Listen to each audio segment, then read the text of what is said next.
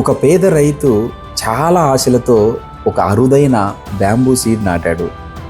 రోజు నీళ్లు పోసేవాడు, ప్రేమగా చూసుకునేవాడు.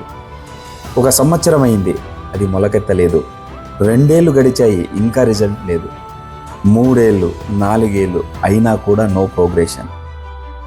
గ్రామంలో వాళ్ళు నవ్వడం మొదలుపెట్టారు. నీ కష్టం వృధా, అది ఎప్పటికీ మొలకెత్తదు, వదిలే అన్నారు. ఒక్కసారి రైతు కూడా బాధపడ్డాడు. నిజంగా నా కష్టం వృధా అవుతుందా అని అనుకున్నాడు. కానీ అతను ఎప్పుడూ ప్రయత్నం ఆపలేదు. రోజు అదే డెడికేషన్తో నీళ్లు పోశాడు. 5 సంవత్సరాలు చిన్న మొలక బయటకు వచ్చింది. కొన్ని నెలల్లోనే అది 90 అడుగుల బ్యాంబూ చెట్టుగా పెరిగింది.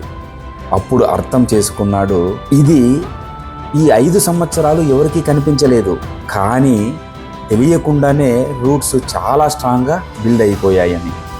ఈ కథలో నీతి ఏమిటంటే, మీ కష్టం కనిపించకపోయినా మీ గ్రోత్ జరుగుతూనే ఉంటుంది. ఆపేస్తేనే ఓటమి, కొనసాగిస్తే విజయం.